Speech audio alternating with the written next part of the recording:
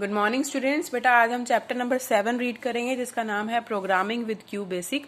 इस चैप्टर में आप एक प्रोग्रामिंग सीखोगे एक नई लैंग्वेज में, जिस लैंग्वेज का नाम क्या है Q basic. Okay, basic language पहले आपने पढ़ी थी, इसका मतलब क्या होता है beginners all purpose symbolic instruction code.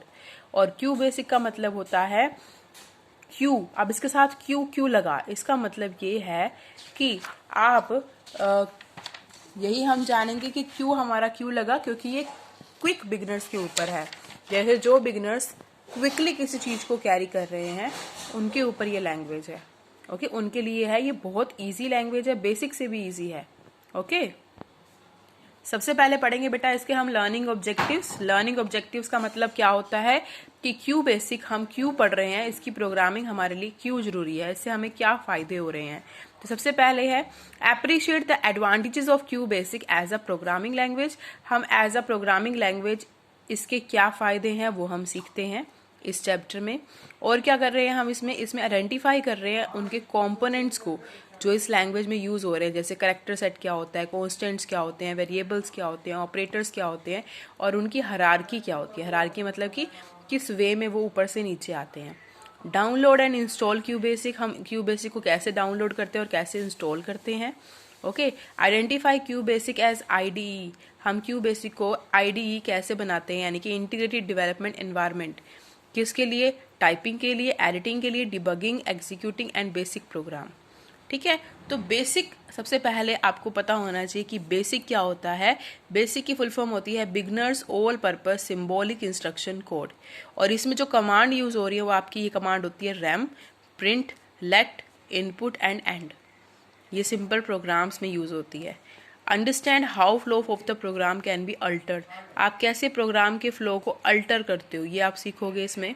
If then का यूज कैसे होता है इस लैंग्वेज में, इफ देन एल्स का यूज कैसे होता है इस लैंग्वेज में, इफ देन एल्स और इफ देन एल्स इफ का यूज कैसे होता है इस प्रोग्राम में। और आप लूप्स के कंसेप्ट को समझोगे इसमें, और लूप्स को आप कैसे लिखोगे और कैसे उससे प्रोग्राम को डिवेल्प करोगे वो आप सीखोगे। ठीक है, तो इंट्रोडक्शन ऑफ क्यू बेसिक में सबसे पहले आपकी आ रही है एक्टिविटी। इसको ध्यान से सीखना तभी आपको समझ में आएगा। Complete the following fill-ups based on your learning from the previous section. जैसे क्यू बेसिक है तो क्यू बेसिक की फुल फॉर्म क्या है? क्यू से होता है क्विक बिगिनर्स, क्विक। क्यू से क्या होता है? क्विक। और बी से बिगिनर्स, ए से ऑल पर्पस, एस से सिंबॉलिक, आई से इंस्ट्रक्शन और सी से कोड। ठीक है, तो ये चीज आपको नेक्स्ट पेज पे दिख जाएगी बेटा। जरूरी नहीं है कि आपको यहाँ से देख के आप वहाँ पे लिख सकते हो। Quick beginners all purpose symbolic instruction code. और quick basic is an integrated development environment. एक आईडीई एनवायरनमेंट है ये, जिसे कौन डेवलप कर रहा है? माइक्रोसॉफ्ट। तो आप यहाँ पे लिख सकते हो इसको किसने डेवलप किया? माइक्रोसॉफ्ट ने किया। और कौन सी ईयर में डेवलप किया? कौन सी ईयर में डेवलप किया है इसको बेसिक को?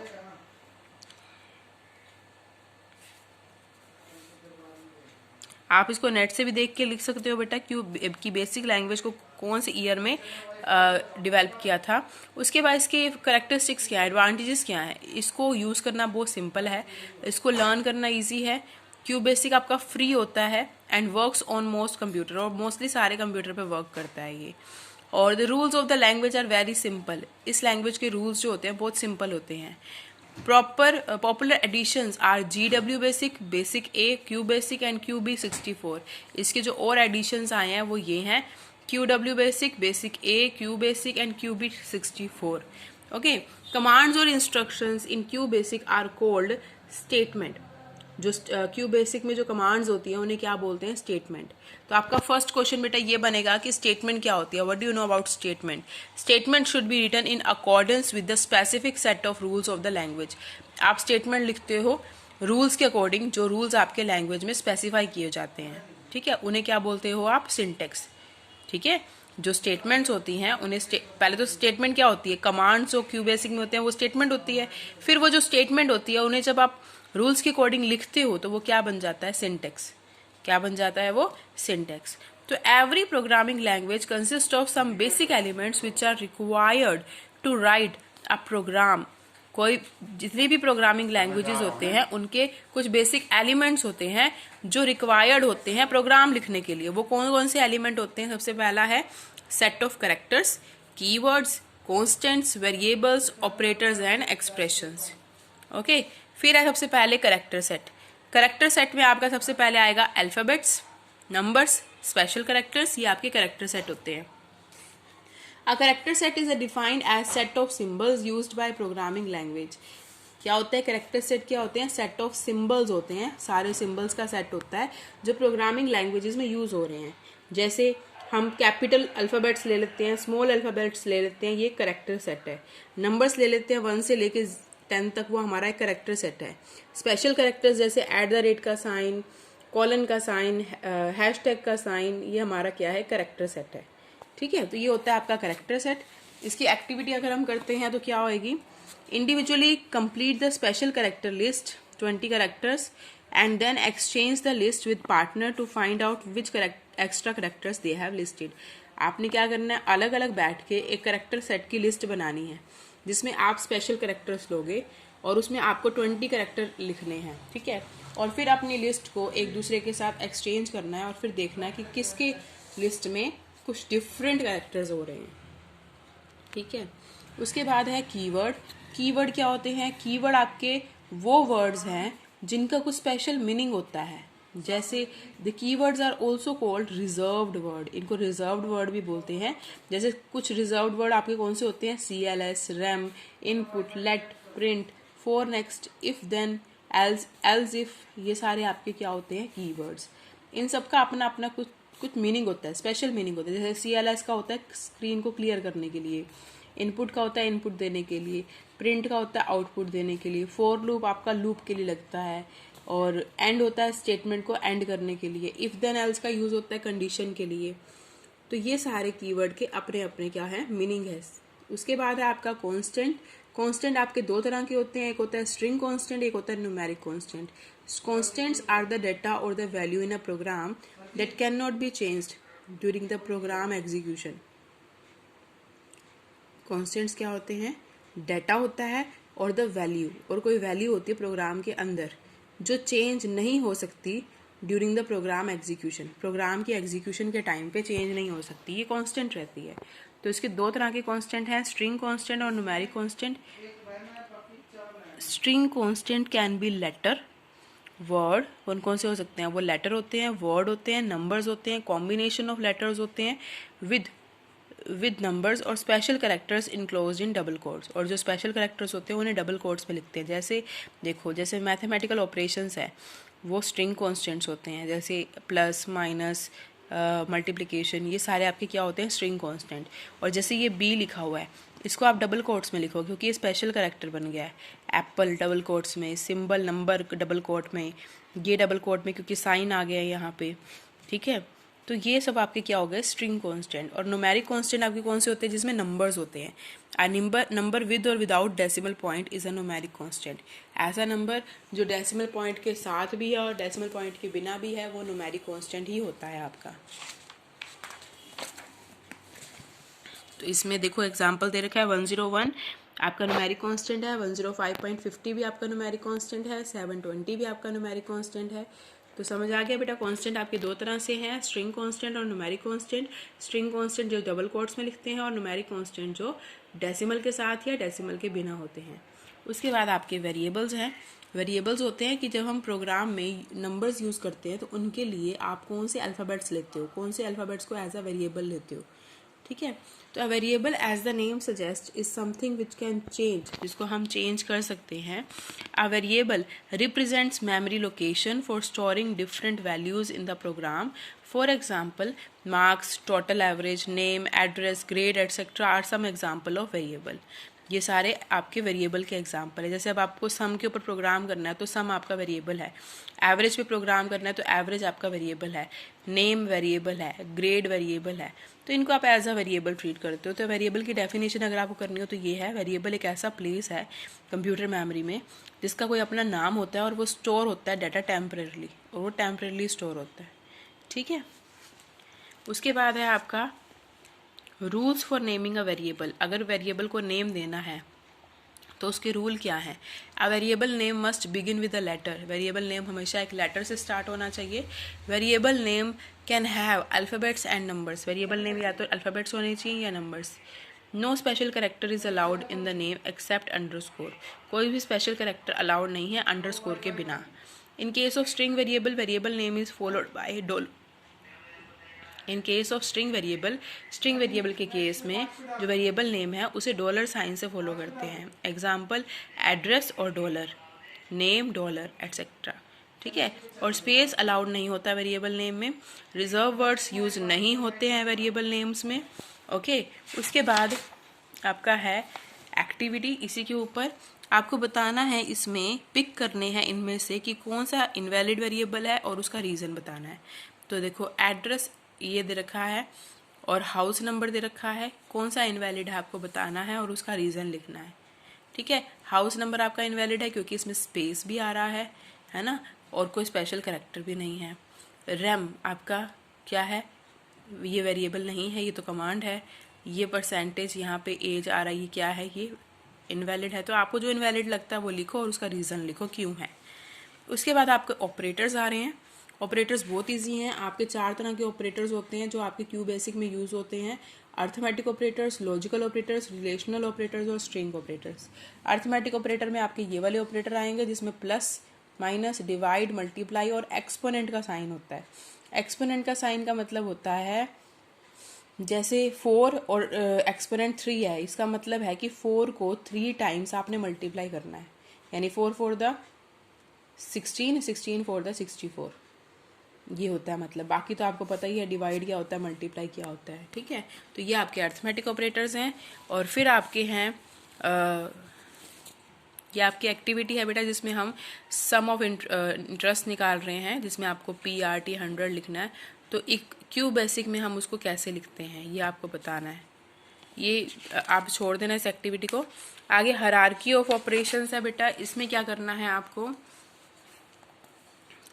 इसी के ऊपर है अर्थमेटिक पे। जैसे अब यहाँ पे दे रखा है 12 मल्टीप्लाई 4 प्लस 14 प्लस 4, तो ये है। तो इसमें हम बोर्ड मास रूल के अकॉर्डिंग जैसे हम मैथ्स में करते हैं कि पहले ब्रैकेट सॉल्व होएगी, फिर एक्सपोनेंट सॉल्व होएगा, फिर डिवीजन सॉल्व होएगा, फिर मल्टीप्लिकेशन, फिर एडिशन और फिर सब्ट्रैक्शन। तो हम स्टेप बाय स्टेप इसको सॉल्व करते हैं। तो पहले इन्होंने क्या सॉल्व किया, ब्रैकेट, तो 14 प्लस 4 हो गया 18, बाकी सब ऐसे का वैसे रखा। फिर एक्सपोनेंट सॉल्व किया, 2 एक्सपोनेंट 2 कितना हो गया 4। ओके, फिर उन्होंने सॉल्व किया डिवीज़न। डिवीज़न कहाँ पे, 12/16, तो 12/16 हो गया आपका 2। फिर उन्होंने सॉल्व किया मल्टीप्लिकेशन, मल्टीप्लिकेशन है ही नहीं। ठीक है, मल्टीप्लिकेशन ये हो गया 12 4 द 48। फिर हमने सॉल्व किया है एडिशन, एडिशन में 66 प्लस 4 70 और फिर सब्ट्रैक्शन यानी कि 68। ठीक है, तो इस तरह से यानी कि बोर्ड मास रूल के अकॉर्डिंग आपने इसको सॉल्व करना है। उसके बाद आपका है रिलेशनल ऑपरेटर। रिलेशनल ऑपरेटर आपके वो ऑपरेटर होते हैं जिसमें आप कंपेयरिंग के साइन लगाते हो कि ये इससे बड़ा है, ये इससे छोटा है या इक्वल है, तो वो आपके होते हैं रिलेशनल ऑपरेटर्स। ठीक है, ये तो इजी है बेटा, बस आपको ये पता होना चाहिए इक्वल टू का साइन ये है, ग्रेटर देन का ये है, लेस देन का ये लेस देन इक्वल टू, ये ग्रेटर देन इक्वल टू और ये नॉट इक्वल टू। जब आप दोनों तरफ ब्रैकेट लगाओगे तो नॉट इक्वल टू। उसके बाद है आपके लॉजिकल ऑपरेटर। लॉजिकल ऑपरेटर आपके 3 तरह के होते हैं, एंड ऑपरेटर, और ऑपरेटर और नॉट ऑपरेटर। एंड का मतलब होता है कि जिसमें आपका result of and operator is true. ठीक है, both the expressions are true otherwise it is false. अगर दोनों तरफ ट्रू है तो आंसर क्या आएगा, फॉल्स। अगर दोनों तरफ ट्रू है तो ट्रू आएगा, अगर एक तरफ ट्रू है तो फॉल्स आएगा। जैसे हम 0 + 1 करते हैं तो क्या आता है 1, अगर 1 + 1 करते हैं तो 0 होता है कंप्यूटर में। तो वही चीज़ इसमें है। एंड ऑपरेशन में ट्रू अगर दोनों तरफ होगा तो ट्रू आएगा, अदरवाइज फॉल्स आएगा। और ऑपरेशन में अगर दोनों तरफ फॉल्स होगा तो क्या आएगा, तो ट्रू आएगा। अगर एक फॉल्स होगा और एक ट्रू होगा तो क्या आएगा, ट्रू आएगा। ठीक है, उसके बाद नॉट ऑपरेटर में क्या होता है, उल्टा हो जाता है। ट्रू है तो फॉल्स, फॉल्स है तो ट्रू, उल्टा। ठीक है, उसके बाद है आपके स्ट्रिंग ऑपरेटर। स्ट्रिंग ऑपरेटर आपके कौन से हैं, जिसमें 2 और more than 2 string data. The act of combining 2 strings is called concatenation. जब आप 2 स्ट्रिंग ऑपरेटर्स को कंबाइन करते हो तो वो क्या हो जाता है, उस प्रोसेस को बोलते हो concatenation. Okay, the following table shows the use of string operator. देखो इसमें दे रखा है स्ट्रिंग ऑपरेटर, जैसे अब यहाँ पे कंप्यूटर लिखा हुआ है, यहाँ पे साइंस, तो जब इनको आप ऐड करोगे, कंबाइन करोगे तो क्या बन जाएगा, कंप्यूटर साइंस, तो ये होगी कंकैटिनेशन। ठीक है, यहाँ पे लिखा है 256, यहाँ लिखा है 20, तो जब इनको कंबाइन करोगे तो क्या हो जाएगा, कंकैटिनेशन। ऐसे ही सारा करना है आपको। ये होते हैं आपके स्ट्रिंग ऑपरेटर। स्ट्रिंग ऑपरेटर क्यों, क्योंकि स्ट्रिंग वैल्यू हमेशा किस में होती है, इन्वर्टेड कॉमा में, तो जब कंकैटिनेट होती है तो इन्वर्टेड कॉमा खत्म हो जाता है। ओके, उसके बाद है Q basic editor. Q basic is an IDE development by Microsoft to type, edit, debug and execute basic language program. ये बनी किसके लिए है, माइक्रोसॉफ्ट ने इसको बनाया है बेसिक लैंग्वेज प्रोग्राम को एडिट करने के लिए, उसको एग्जीक्यूट करने के लिए, उसको डीबग करने के लिए। ठीक है, for example one can open, save और print a program file using options from the menu bar. Cut, copy, paste operations can also be easily carried out in similar way.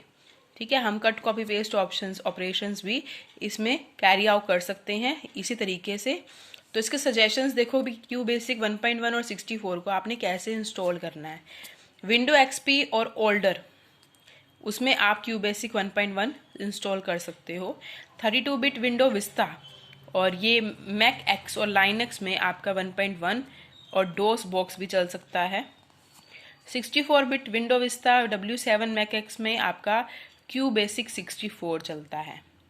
Okay, ऐसे आपके suggestions हैं इसमें, some suggestions to download links. यहाँ पे link है आपका, जिस link से भी आप क्यू बेसिक डाल सकते हो, http www.qbasic64.net।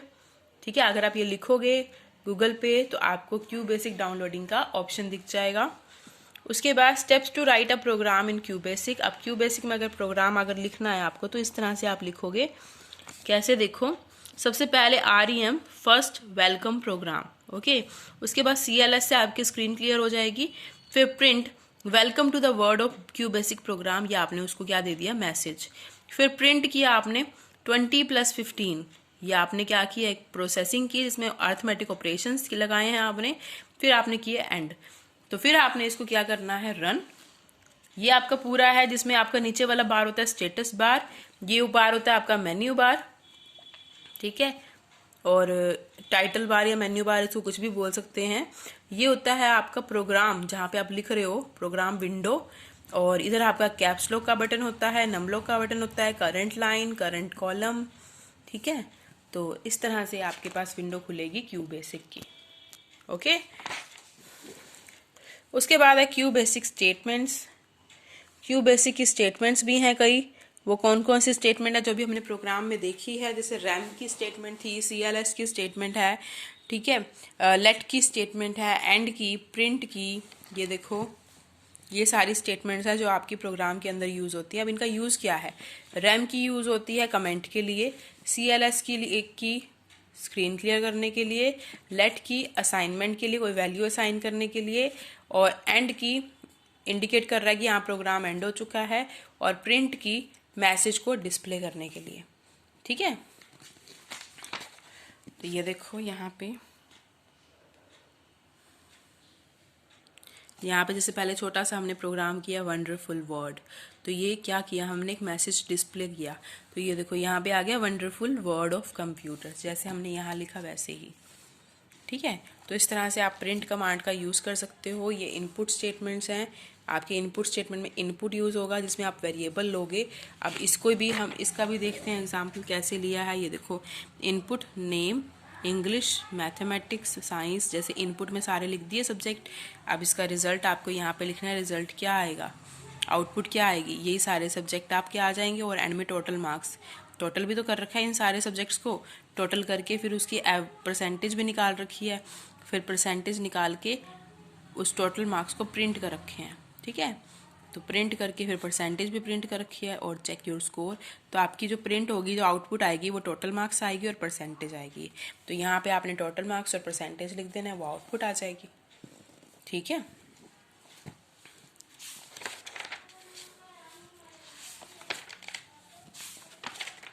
बस बाकी सारी इसमें बेटा प्रोग्रामिंग है। उसके लिए मैं आप एक वीडियो और लूँगी आपकी, उसमें हम प्रोग्रामिंग करेंगे। ठीक है बेटा, थैंक यू बेटा, गॉड ब्लेस यू।